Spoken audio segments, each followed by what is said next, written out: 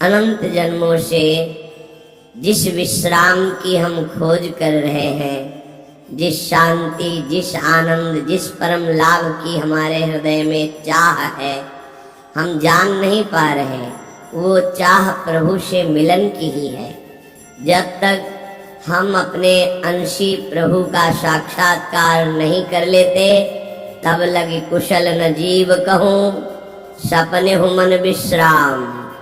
उसे स्वप्न में भी विश्राम नहीं मिल सकता, उसे स्वप्न में भी शांति नहीं मिल सकती। इसलिए स्वयं भगवान अपनी प्राप्ति का, अपने मिलने का मार्ग बता रहे हैं। श्री भगवान कह रहे हैं, शततम कीर्तयन्तो मां यतन्तश्च दृढव्रताः नमस्यन्तश्च मां भक्त्या नित्ययुक्ता उपासते। हे अर्जुन, जो नित्य निरंतर मेरे भजन में लगे हुए हैं, भजन भी ऐसा दृढ़ व्रती होकर, लगन पूर्वक, प्रेम पूर्वक, ये भजन भगवत साक्षात्कार कराता है। नित्य निरंतर मेरे भजन में लगे हैं और लगन पूर्वक। लगन लगन सब कोई कहे, लगन न जाने को। लगन उसी को कहते हैं जिसमें मन तन दोनों का विस्मरण होकर केवल आराध्य देव का साम्राज्य। मन भगवदाकार, बुद्धि भगवदाकार, चित्त भगवदाकार, अहम भगवदाकार। नित्य स्वरूप में स्थिति ही निरंतर भजन का स्वरूप है। इसीलिए कहा दृढ़ व्रति। ये दृढ़ व्रति वही हो सकता है जिसके हृदय में सत्संग के द्वारा ये बात बैठ गई है कि शरीर के जितने भी भोग हैं ये सब भ्रमात्मक, केवल समय नष्ट करने के लिए हैं। और ये परम सत्य बात है। अभी आप अज्ञान से युक्त हैं, इसलिए आपको ऐसा लगता है कि अगर अमुक अमुक भोग मिल जाए, अमुक अमुक सुख मिल जाए संसार का, तो हम सुखी हो जाए। लेकिन जिनको वो भोग प्राप्त है, जिनको वो सुख प्राप्त है, वो उनमें सुखी नहीं है। मान लीजिए, कई बार सत्संग में सुनाया है ये बात इसीलिए सुना रहे हैं कि आप तो अल्प भोगों के स्वामित्व को धारण करते हैं। मेरे पास इतना रुपया, इतनी जमीन, इतना। चक्रवर्ती सम्राट महाराज भर्तृहरि जब युवावस्था को प्राप्त हुए तो युवावस्था में सबके हृदय में भोगाकर्षण होता है। सबको अच्छा लगता है, सुंदर पति हो, सुंदर पत्नी हो, सुंदर महल हो, खूब भोग सामग्री हो, हमारी आज्ञा पालन करने वाले सेवक हो, आदि आदि। जितना तुम सोच सकते हो उससे बहुत अधिक महाराज भर्तृहरि जी के पास था।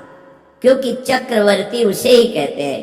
भूमंडल में एक छत्र राज, जहां से सूर्य उदय होता है और जहां सूर्य अस्ताचल को जाते हैं, वहां तक उनका एक छत्र स्वामित्व। छोटे भाई विक्रमादित्य महान बलशाली, महान बुद्धिमान, कुछ कमी नहीं। यौवन अवस्था का आवेश, बार बार मन भोगों की तरफ, इंद्रियां भोगों की तरफ, क्योंकि इनका प्रमथन स्वभाव है। प्रमथन मत देना, व्याकुल कर देना। जिस भोग का स्फुरण हुआ, संकल्प बना, क्रिया के लिए व्याकुल कर देना, ये प्रमथन स्वभाव वाले इंद्रियां भी हैं और प्रमथन स्वभाव वाला मन भी है। जब तक प्रभु का आश्रय नहीं है, तब तक इस व्याकुलता को कोई सह नहीं सकता। इसी व्याकुलता के वश में आके थोड़ी गलती हो जाती है, जीवन भर जेल भोगते हैं, पाप बन जाता है, शरीर असाध्य रोगों से ग्रसित हो जाता है, कोई पूछता भी नहीं। बस इन्हीं इंद्रियों के प्रथम स्वभाव से दुर्गति होती है। इसको जो सह जाए वही भगवान का निज जन कहलाता है। यम ही न व्यथयन्ते ते पुरुषम पुरुषर्षभ, जो इन इंद्रियों के प्रथम स्वभाव वाले व्याकुलता विषय आकर्षण को सह गया वही परम पद का अधिकारी होता है। यम ही न व्यथयन्ते ते पुरुषम पुरुषर्षभ सम दुखा सुखाधीरम स्वमृतत्वाय कल्पते, वही अमृत पद का अधिकारी अर्थात परम पद का अधिकारी अर्थात अविनाशी सच्चिदानंद प्रभु के नित्य सानिध्य को प्राप्त होता है। जो इंद्रिय जन्य भोगों की व्याकुलता को सह जाए, पर वो वही सह सकता है जिसने परम सामर्थ्यशाली भगवान श्री हरि के नाम का आश्रय लिया है। भर्तरी जी के हृदय में स्त्री के प्रति आकर्षण पैदा हुआ। सर्व सामर्थ्यशाली थे, आदेश किया, कई बार सुनाया, पर ये बार बार सुनकर कम से कम समझ में तो आ जाए। विश्व की सबसे सुंदर राजकुमारी को हमारे पास पत्नी के रूप में वर्ण करने के लिए लाया जाए। कौन नहीं चाहेगा ऐसे सम्राट, ऐसे सुंदर वैभवशाली राजा को अपना पति बनाना। एक पिंगला नाम की बहुत सुंदरी युवती को वर्ण किया भर्तरी जी, और मन में विचारा कि आखिरकार भोगों में क्या सुख, इसके लिए मुझे एकांत चाहिए। विक्रमादित्य से कहा, आप राज्य शासन को संभालिए जब तक हम अनुभव नहीं कर लेते। महल में किसी भी तरह की राज दरबार की बात लेकर कोई ना आवे, मुझे स्वतंत्र छोड़ दिया जाए। राजाज्ञा, संपूर्ण भोगों की बाहुल्यता महल में। क्या कभी आग में धीरे धीरे घी डालने से आग शांत होती है क्या? ऐसे ही भोगों को भोगने से कभी कामाग्नि शांत थोड़ी होती है और भड़कती है। अगर सुख हो तो विश्राम मिल जाए। एक दिन पिंगला काफी समय व्यतीत होने के बाद वो अपने महल की पीछे खिड़की से झांक रही थी। पीछे अश्वशाला थी, वहां घोड़ों की रक्षा सेवा कराने वाला अश्वपति अपने सेवकों के द्वारा घोड़ों की देख रेख उनकी सेवा कराता था। बहुत ही हस्त पुष्ट जवान पिंगला देखकर आसक्त हो गए। एकांत में मिलने लगे। जब महाराज विश्राम को होते तो एकांत में मिलने लगे। गुप्तचरों के द्वारा यह बात जब विक्रमादित्य को पता चली, बहुत अंदर से पीड़ित हुए कि क्या करूं। अगर मैं कुछ कहता हूं तो कहीं संशय न कर लिया जाए, अगर कहता नहीं हूं तो ये राजा के प्रति बहुत ही बड़ा विश्वासघात हो रहा है और वो मेरे भ्राता हैं, मैं ऐसा सह नहीं सकता। एकांत में मिलने की प्रार्थना की। बहुत प्रवीण थी पिंगला, समझ गई। महाराज ने कहा, आज मेरा भाई मेरे से मिलना चाहता है, पता नहीं क्या समस्या है। उनका मुझे पता है, जाइए पहले आप पूछ कर आइए। राजा को आश्चर्य हुआ, मेरे तक बात नहीं पहुंची, इसको पता है। बहुत प्रवीण थी, पर विषयों में प्रवीणता कोई प्रवीणता नहीं कहलाती। प्रवीणता तो विषयों के त्याग की होनी चाहिए। बुद्धिमत्ता गड्ढे में गिरने की नहीं होती, बुद्धिमत्ता उससे निकलने की होती है। विक्रमादित्य ने कहा कि मेरी बात पर विश्वास किया जाए महाराज। जो महारानी पिंगला है इनका चरित्र ठीक नहीं है, ये अश्वपाल से संबंध रखती हैं, ऐसा मुझे गुप्तचरों के द्वारा पता चला है। आवेश में अंदर गए। रानी ने कहा, हम बता रहे हो, क्या बता रहे होंगे? वो यही बता रहे होंगे कि अश्वपाल से हमारा गलत संबंध है। ये तुम्हें कैसे? मुझे पता है। कैसे पता है? देखो, हम आपको प्रमाणित नहीं करते, पर आपके भाई चरित्रहीन है।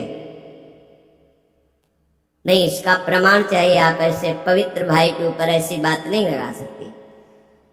तो धन दे करके किसी राज सैनिक को अपने अनुकूल करके किसी एक सदगृहस्थ परिवार को इस बात पे राजी किया कि तुम सभा में कहो कि हमारे बहू को ये राजपद पर होने पर गलत दृष्टि रखते हैं, गलत आचरण करते हैं, नहीं तो तुम्हारे पूरे परिवार को मरवा दूंगी। और महारानी पद में है, अगर ऐसा बोला तो सब सुख सुविधाएं आपको दे देंगे। वो बेचारा राज भय के कारण ऐसा ही बोला। महाराज की आसक्ति थी पिंगला में भर्तरी जी की।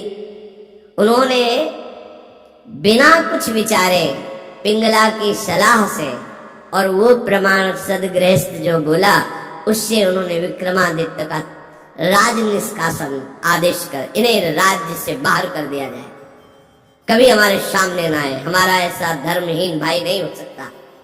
विक्रमादित्य ने समझाने की कोशिश की लेकिन उनको समझ में नहीं आया। अब तो स्वतंत्रता, लेकिन जो धर्म युक्त होता है भगवान उसकी रक्षा करते हैं। एक ब्राह्मण तपस्या कर रहा था धन लाभ के लिए। देवराज इंद्र प्रकट हुए और उन्होंने कहा कि ये लो अमृत फल और अंतर्ध्यान है। ब्राह्मण ने कहा वैसे ही दरिद्र हूं, भूखे मर रहा हूं, अमर होके क्या करूंगा, मुझे तो धन चाहिए था। तो चलो विचार आया भगवत प्रेरणा से कि ये फल हम महाराज भर्तरी जी को दे देते हैं। अगर धर्मात्मा राजा बहुत काल तक अमर रहेगा तो प्रजा सुखी रहेगी। राज दरबार में तपस्वी ब्राह्मणों के लिए कहीं कोई रोक टोक नहीं थी। वो गए महल में मिलने की आकांक्षा की, तुरंत आदर सहित महाराज भर्तरी उपस्थित थे। आज्ञा कीजिए। और उनका हमने तपस्या की थी धन प्राप्ति के लिए, पर मिला ये मुझे अमृत फल, क्या करूंगा अमर होकर, वैसे ही गरीब हूं। हमारी इच्छा है कि आप जैसे धर्मात्मा राजा यदि अमर रहेंगे तो प्रजा का पुत्रवत पालन करेंगे, और मुझे धन चाहिए तो आप धन दिला दीजिए और ये अमर फल ले लीजिए। अविश्वास की कोई गुंजाइश नहीं थी क्योंकि तपस्वी ब्राह्मण थे। महाराज भर्तरी ने आदेश किया जितना ये धन चाहे इनको दे दिया जाए। अमर फल लेकर एकांत में विचार किया कि मेरा संपूर्ण मन तो पिंगला में लगा हुआ है, मैं अमर होकर क्या करूंगा। यदि पिंगला अमर हो जाए तो जब तक जीवित रहूंगा ये हमारे साथ रहे। पिंगला को बुलाया और कहा महारानी ये फल खा लीजिए, हमारे देश के ब्राह्मण की तपस्या से ये अमर फल मिला है, इससे तुम मरोगे नहीं, अमर हो जाओ। वो कहा आपको पता है कि अमर फल ऐसे नहीं पाया जाता, स्नान आदि करके देवार्चन करके हम पा लेंगे, दे दीजिए, ले लीजिए। पिंगला ने विचार किया कि अगर मेरा मित्र अश्वपाल अमर हो जाए तो फिर हमारा मिलन होता रहेगा। एकांत में जब अश्वपाल मिला तो उसको अमर फल दे दिया कि तुम पालो इसे। उसने भी कहा हम पालेंगे, लेके चला गया। और उसकी परम आसक्ति थी महाराज के दरबार की नर्तकी वैश्या से। नवयुवती अत्यंत सुंदर। उसने उस वैश्या को बुलाया अश्वपाल ने और कहा कि अमर फल मुझे प्राप्त हुआ है, मैं अमर होके क्या करूंगा, मेरी आसक्ति तो तुम्हारे में है, तुम इसे पालो, अमर हो जाओगी। तो जब तक मैं जीवित रहूंगा तुम्हें देखता रहूंगा, तुमसे मिलता रहूंगा। वैश्या ने फल लिया। वैश्या ने विचार किया मैं जिस दरबार की नर्तकी हूं तो अमर होकर क्या करूंगी, नाचते ही तो रहूंगी। अगर मेरा महाराज अमर रहे तो अच्छा रहेगा। नर्तकी ने उनके निज महल के अंगरक्षक से कहा कि मुझे महाराज से मिलने की प्रार्थना की जाए और मिलाया जाए। महाराज कृपा करके मिले, क्या बात है। तो उनका मैं आपके दरबार की नर्तकी हूं, मुझे अमर फल मिला है, मैं आपको देना चाहती हूँ। होश उड़ गए महाराज, वही अमर फल। वैश्या से कहा कि तुम्हें किसी भी तरह का दंड नहीं दिया जाएगा, पर तुम सत्य बोलो, ये अमर फल कहां से प्राप्त हुआ है। उनका ये अमर फल मेरा एक मित्र है जो राज परिवार के घोड़ों की सेवा कराता है, अश्वपति, उसने हमें दिया है। और वो महल के पीछे ही था अश्वशाला।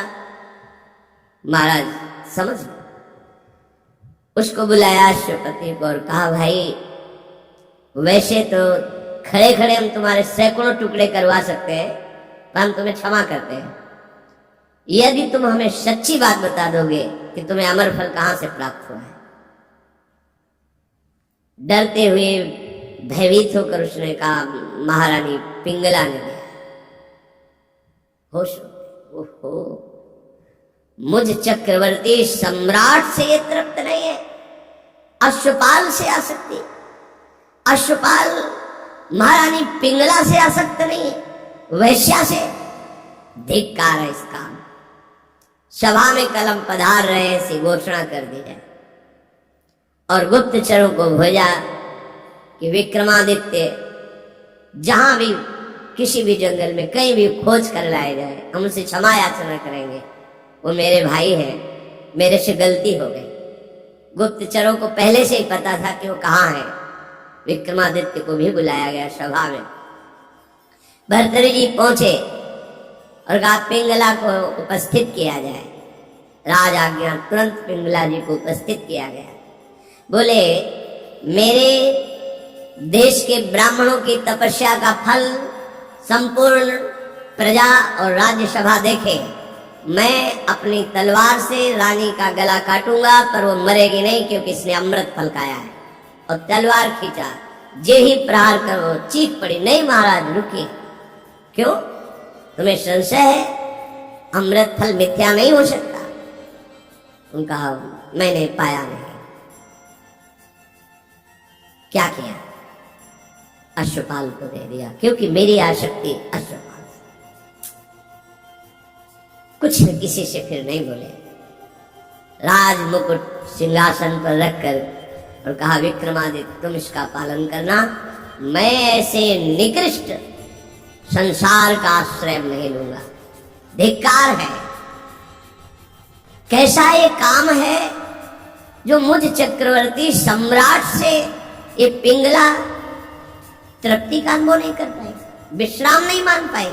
ये अश्वपाल से, अश्वपाल महारानी से नहीं, एक वैश्या से। धिक्कार इस काम की वृत्ति को, धिक्कार इस झूठे संसार के प्यार को। और घोर वैराग्य में जीवन व्यतीत किया और भगवान शंकर का साक्षात्कार करके ये वरदान मांगा कि कभी मुझे सम्मान से भिक्षा भी न मिले, क्योंकि ये सम्मान ही संसार के राग को पुष्ट करता है। सतत निरंतर भगवान का भजन तभी हो सकता है जब भोगों में अरुचि हो जाए। हम भोगों को सत्य मान रहे हैं। मीठी मीठी बातें, छल कपट की बातें, अज्ञान की धरा में जहां सुख नहीं है, उन इंद्रियों में सुख का भाव, यही भजन नहीं होने देता। यही हमें बार बार जन्म मरण, दुख क्लेश, अशांति प्रदान करता है। सच्ची मानिए, आप विश्वास कीजिए, आपको प्रभु बहुत प्यार करते हैं, तभी आप सत्संग सुन पा रहे हैं, तभी आप भाग करके आए हैं, आपको प्रभु लाए हैं। अतिशय कृपा राम की हुई, पांव दे यह मार्ग सोई। श्री धाम वृंदावन की तरफ कदम रखना, सत्संग की लालसा, संत दर्शन की लालसा, दुख निवृत्ति का भाव, ये केवल लाडली जी की कृपा, प्रभु की कृपा है आप पर। आप विश्वास कीजिए, केवल आपको इसी जन्म में भगवत प्राप्ति का अवसर मिला है, केवल इसी जन्म में। आप मत सोचिए कि आगे आपका भजन बन जाएगा। सत्य कहते हैं, आगे भजन का मार्ग कोई बोल नहीं सकता। देख लेना, ऐसा समय आएगा कि आप स्वतंत्र रूप से भगवत चर्चा नहीं कर सकते।